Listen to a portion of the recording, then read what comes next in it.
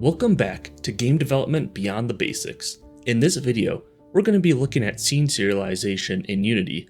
More specifically, we'll be looking at the attributes SerializeField, Serializable, and SerializeReference. Let's start by creating an empty game object and add a new script. I'll call it Serialization Tests. Opening up that script, we can add a public float, myFloat, set to 32. Back in the editor, we can see that our property shows up in the inspector window like expected. Let's take a quick look at what this actually means.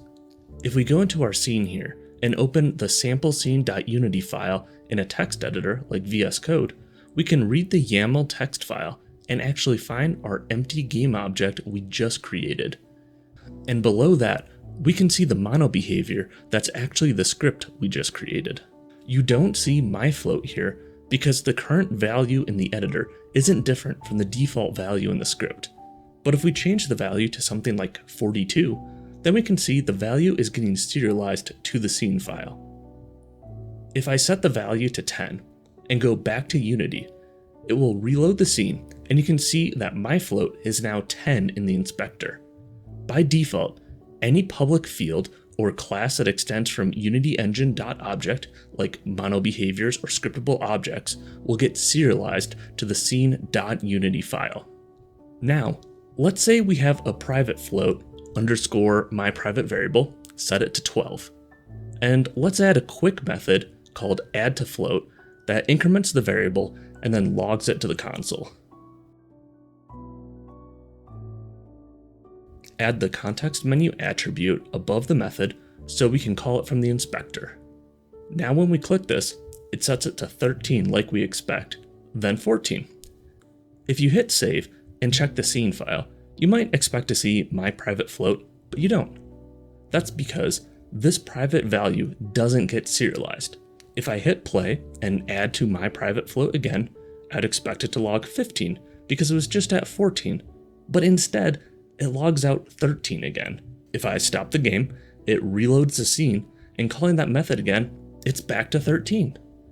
That's because it doesn't actually save this private variable to the scene file. It keeps it in memory, but as soon as you load another scene, run or stop the game, it's going to lose that value and set it back to the default of 12. If you want to save this, or serialize it, you can add the SerializeField attribute. This will add my private float to the inspector, and if we change the value and save, we can see in the scene file my private float shows up as we expect. We can play the game, make some changes to it, make some changes to the public float as well, and when we stop the game, Unity will reload the scene so these values go back to what they were serialized as. This is nice and all, but let's say you're making an inventory. Let's make a class called item with a public string item name. Then let's have a list of items called inventory. If we go back to Unity, we don't see our inventory property. We don't see our inventory being serialized in the scene file, and much like that private variable, let's add a little function here to add items to it. Add the context menu attribute, and a quick debug log of all the item names in the list.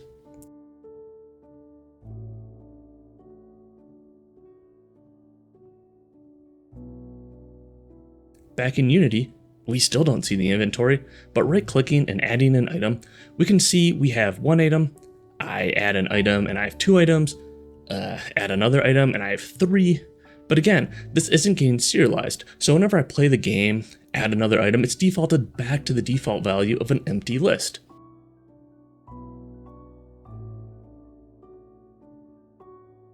So if we want to get that serialized, what we want to do is add an attribute to an item class called Serializable. Now, Unity knows that it should serialize this class, so it shows up in the inspector. I can add an item with the plus button here. If I right-click and add an item, it adds a second item. If I hit save and go back to the scene file, I can see my inventory with my two items. I can change the name here, go back to Unity, and it reloads and it updates with my change. So now is where the fun begins. Let's change item to an abstract class because you don't want to have just base items in your inventory. Let's make a subclass of item called food, which extends from item, and it has an int variable called tastiness. Instead of add item, let's change the method to add food. Item name can be hamburger and tastiness could be a solid 10. And now let's take this a step further. Your inventory could also have health pickups, and maybe the health pickup has an integer for healing points. Make both of these classes serializable, and let's create another method for add health pickup to inventory.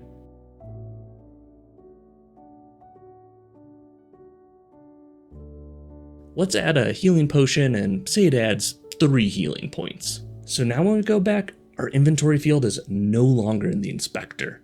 It disappears because we can't create abstract classes, and it doesn't know how to serialize these child classes yet. So we can still add food and health pickups through the context menu, but like before, the inventory isn't showing up in our scene file, and running the game reloads a scene and resets our inventory back to an empty list. So calling our add methods again, it's just adding that initial hamburger to an empty list. If I stop and add just a health pickup, our inventory is just that health pickup. If I go over to our scene, you do not see those items. So this issue is why they added the SerializeReference attribute. Add it to our inventory list, and now when we go back, our empty inventory shows up. If we add food, we can see it. If we add a health pickup, we can see that. If we save and go back to the scene file, we can see it serialize our inventory in this new format where the inventory items are reference IDs. That first reference ID points to a class of food in the assembly -C#. Our food's name and tastiness is saved right below that under data. In case you're wondering where that assembly-C# came from, you can break out your code into smaller pieces with assembly definitions, but by default, everything will be under assembly-C#.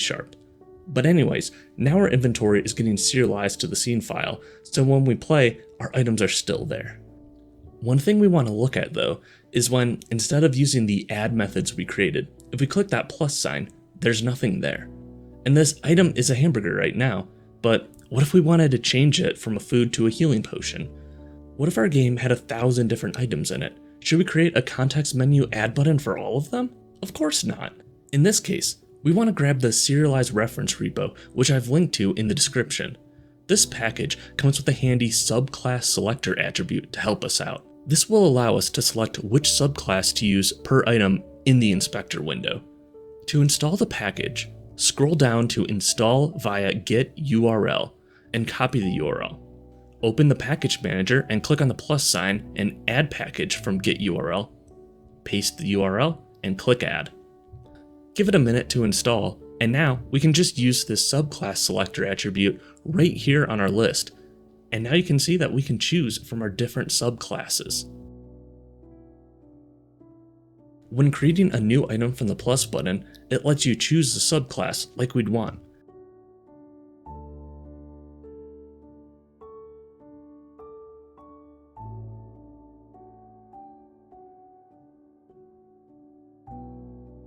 Saving and going back to the scene file, you can now see all those items we just added.